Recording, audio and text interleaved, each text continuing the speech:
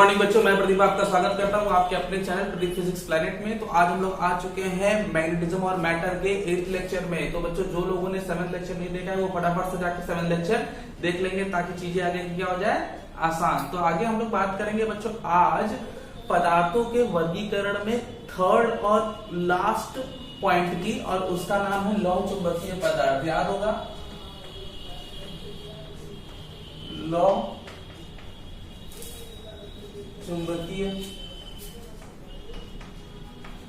पदार्थ। ये लौह चुंबकीय पदार्थ थर्ड है, इसके बारे में अगर हम थोड़ा सा समझेंगे। लौह चुंबकीय पदार्थ की कहानी क्या है? तो ऐसे पदार्थ जिनको किसी बाह्य चुंबकीय क्षेत्र में अगर हम लाएं तो वह क्षेत्र की दिशा से स्ट्रांगली अट्रैक्ट हो जाते हैं। मतलब ऐसे पदार्थ जो बाह्य चुंबकीय क्षेत्र में लाए जाने पर क्षेत्र से प्रबल रूप से आकर्षित होते हैं, ऐसे पदार्थों को हम कहते हैं लौह चुंबकीय पदार्थ। कहानी सब कुछ अनुचुंबकीय जैसी ही मिलेगी, डायग्राम भी वैसा ही मिलेगा।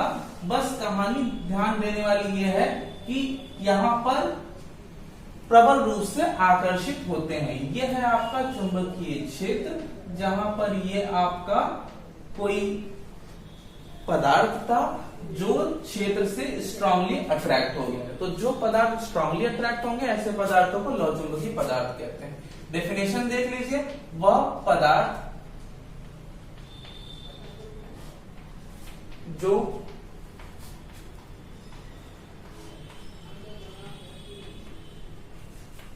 बाह्य चुंबकीय क्षेत्र में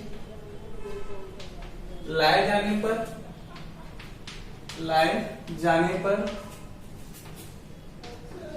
क्षेत्र द्वारा प्रबल रूप से आकर्षित होते हैं। प्रबल रूप से आकर्षित होते हैं ऐसे पदार्थ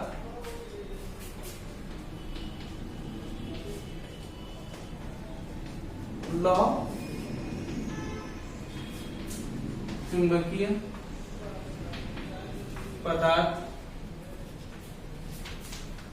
कहलाते हैं। लीजिए एग्जाम्पल के तौर पे अगर मैं बात करूं कौन कौन से ऐसे एग्जाम्पल्स है जो इसको सपोर्ट करते हैं, तो मैं बता दूं कि फेरस आयरन, ठीक है, मतलब लोहा। उसके अलावा कोबाल्ट, ठीक है, याद रखिएगा। निकिल, ठीक। और इसके अलावा FeCl3 वगैरह भी इसमें ही आते हैं। ओके, तो याद रखिएगा। और जैसे मैग्नेटाइट अगर आपने सुना हो तो Fe3O4 वगैरह भी इसी में आते हैं। तो मैं बता दूं कि ऐसे पदार्थ जो कि क्षेत्र में प्रबल रूप से आकर्षित होते हैं, जैसे फेरस, कोबाल्ट, निकिल एक्सेट्रा वगैरह आपके लौह चुंबकीय पदार्थ में आ गए। अब फटाफट से इनकी गुणों के बारे में डिस्कस करते हैं। इसके भी गुण होंगे जिसकी वजह से हम इसको अलग कैटेगरी में रखे हुए हैं। जैसे फॉर एग्जाम्पल अगर मैं इसके चुंबकन प्रवृत्ति के बारे में बात करूं, बाकी सब तो आप कॉमन अनुचुंबकीय जैसा ही समझिए, बस इसकी चुंबकीय प्रवृत्ति के बारे में थोड़ी बात करते हैं। चुंबकीय प्रवृत्ति काई ऑफ M से दिखाई जाती है। तो इसकी चुंबकीय प्रवृत्ति बड़ी होती है, काफी बड़ी होती है, और क्षेत्र से अट्रैक्ट होती है, इसलिए पॉजिटिव होती है। इसकी चुंबकीय प्रवृत्ति मैग्नेटिक ससेप्टिबिलिटी बहुत बड़ी मतलब कितना बड़ा होता है? लगभग 10⁻³ से 10⁵ तक, ठीक, तक होती है, जो धनात्मक होती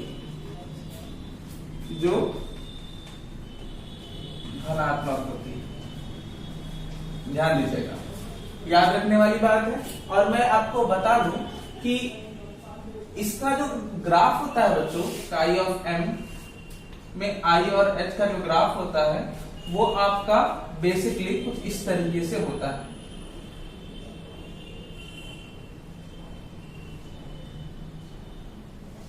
कुछ इस तरीके से होता है आपका ग्राफ, ठीक है।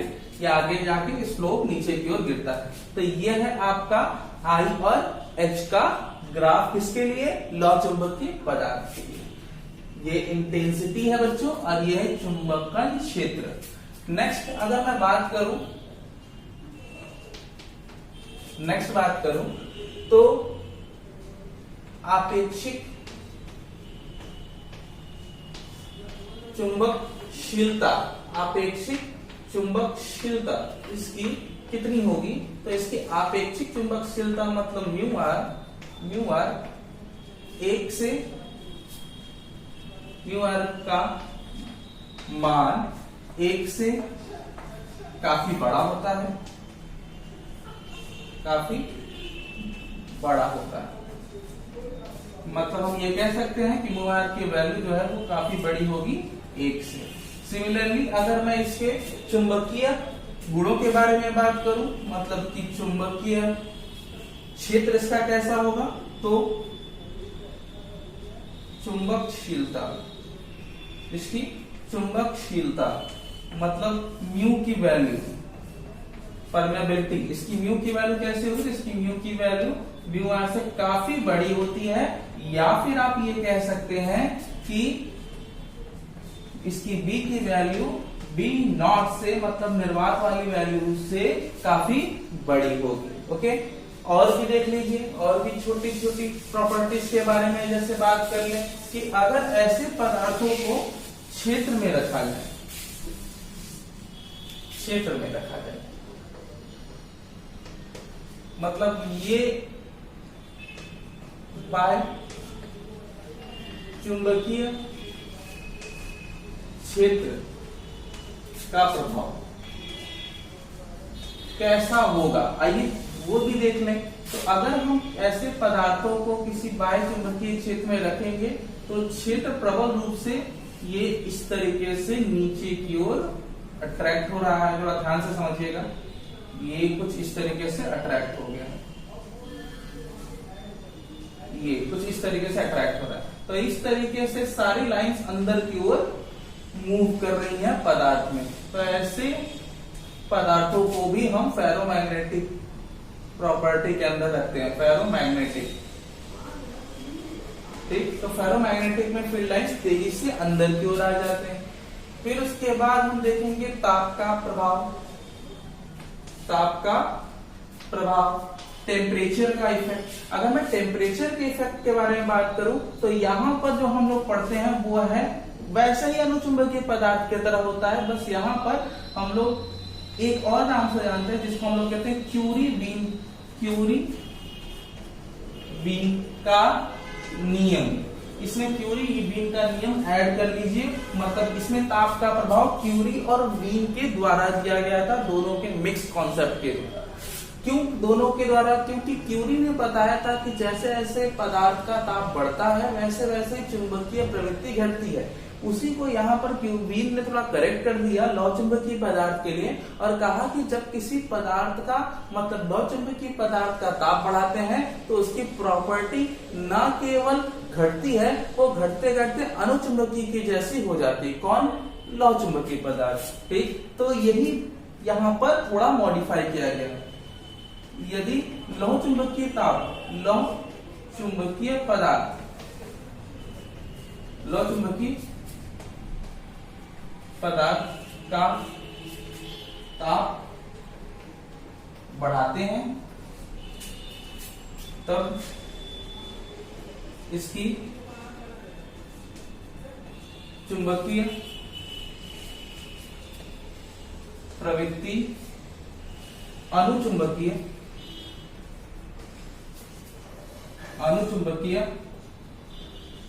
पदार्थ के भांति घटती है, ठीक है, घटती है, याद रखिए। तथा एक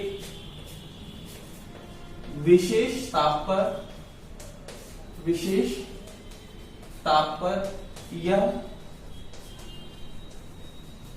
घटकर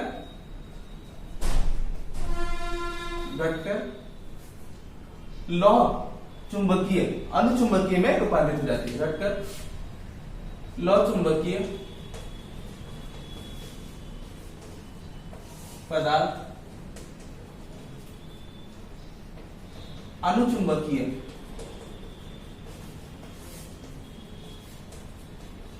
पदार्थ के भांति व्यवहार करती है। ठीक, बात समझ आ गई?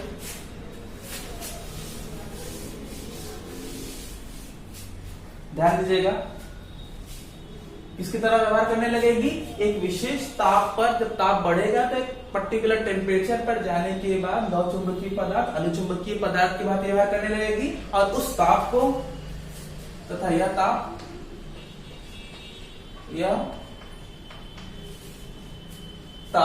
क्यूरी ताप कहलाता है। क्यूरी ताप कहलाता है। क्यूरी ताप जो है वो टीसी से दिखाते हैं। तो यहां से इसका जो ग्राफ फॉर्मूला होगा वो हो जाता है आपका chi of M is equal to या फिर proportional to 1/T minus TC.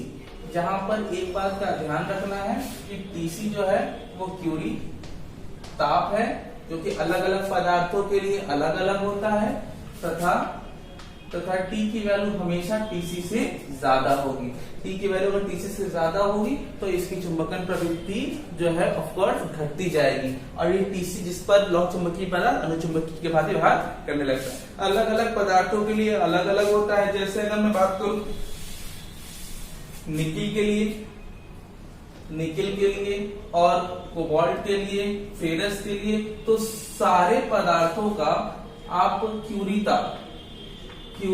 ताप लिख लेंगे। ध्यान दीजिएगा, इन सब का क्यूरी ताप आप लिख लेंगे। ये पदार्थ है, ऐसे पदार्थ जो कि एक पर्टिकुलर टेम्परेचर पर किस तरह व्यवहार करने लगेंगे अनुचुंबकीय की बात, इसका आप लिख लेंगे टेम्परेचर कितना होगा निकिल का, कोबाल्ट का और फेरस वगैरह का। तो बेसिकली मैं बता दूं कि इसका 1300 केल्विन के आसपास होता है। आप डिग्री सेल्सियस में बदल के लिख लेंगे, ये आपका होमवर्क होगा। ओके, तो अब थोड़ा सा फटाफट बात करेंगे पदार्थों में ऐसे कौन से फैक्टर पाए जाते हैं जिसकी वजह से सारे पदार्थ जो है वो चुंबकीय गुणों के अंदर में रख दिए गए हैं। ओके, तो पदार्थों में चुंबकत्व का परमाणु मॉडल, चुंबकत्व का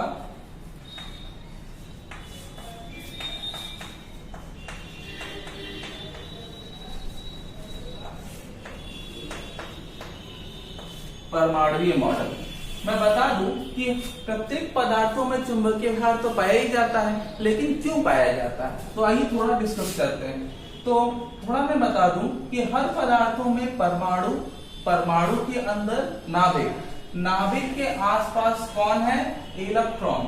ये इलेक्ट्रॉन क्या करते हैं? अपने अक्ष पर तो घूमते ही हैं, चक्रण करते ही हैं, और इसके अलावा नाभिक के चारों ओर भी ये गति करते हैं। ये इलेक्ट्रॉन है, क्योंकि ये इलेक्ट्रॉन है तो ये नाभिक के चारों ओर इफेक्टिवली करंट प्रोड्यूस करते हैं, और जहां करंट प्रोड्यूस करते हैं वहां आप इफेक्टिवली मैग्नेटिक इफेक्ट भी देते हैं, मतलब चुंबकीय द्विध्रुव बनाते हैं। अब ये चुंबकीय द्विध्रुव के बारे में हमने सुना था, तो ये चुंबकीय द्विध्रुव बनाते हैं जिसकी वजह से यहाँ पे मैग्नेटिक टेंडेंसी इनहेंस होती है, बढ़ती है। तो किसी नाभिक के चारों ओर गति करने वाला इलेक्ट्रॉन चुंबकीय द्विध्रुव के वजह से एक मैग्नेटिक फील्ड और साथ साथ इसी चक्रण की वजह से, क्योंकि चक्रण करता है क्लॉकवाइज या एंटी क्लॉकवाइज, दक्षिणावर्त या वामावर्त, इसके वजह से भी इफेक्टिवली, क्योंकि स्पिन ज्यादा तेज होती है इसलिए स्पिन के वजह से भी यहाँ पर इफेक्टिव डाइपोल मोमेंट प्रोड्यूस होता है। मतलब किसी पदार्थ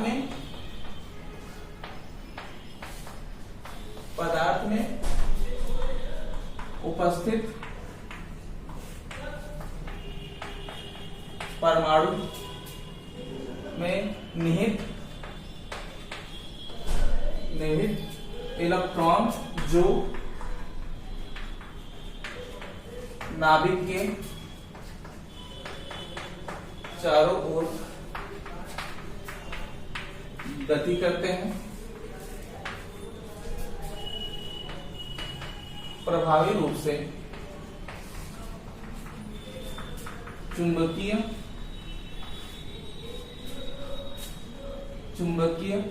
ध्रुव बनाते हैं, चुंबकीय ध्रुव बनाते हैं। कौन? ये इलेक्ट्रॉन जो गति करते हैं, जिससे पदार्थ में चुंबकीय भार, पदार्थ में चुंबकीय व्यवहार होता है। बात समझिएगा, पदार्थ में चुंबकीय व्यवहार होता है। यह दो प्रकार के, यह परमाणु में दो प्रकार से होता है। कौन कौन से? पहला, इलेक्ट्रॉन की चक्रण, चक्रण मतलब क्लॉकवाइज एंटी क्लॉकवाइज जो गति कर रहा है, चक्रण के कारण, ठीक है। और दूसरा है इलेक्ट्रॉनों के कक्षीय गति के कारण, कक्षीय गति के कारण, मतलब कि कक्षा में जो ये गति करते हैं उसके कारण। मतलब ऐसा कोई पदार्थ है जिसमें इलेक्ट्रॉन ना हो और वो गति ना करता हो, इसलिए कोई ऐसा पदार्थ नहीं जिनमें मैग्नेटिक इफेक्ट ना हो। ये बातें परमाणु मॉडल में हमें समझ में आ गई। अब हम अलग अलग इसी परमाणु मॉडल के आधार पर आपके डायमैग्नेटिक, पैरामैग्नेटिक और फेरोमैग्नेटिक को क्लासिफाई करेंगे अगले क्लास में। तब तक के लिए अपना ख्याल रखिए और नोट्स कंप्लीट करते रहिए।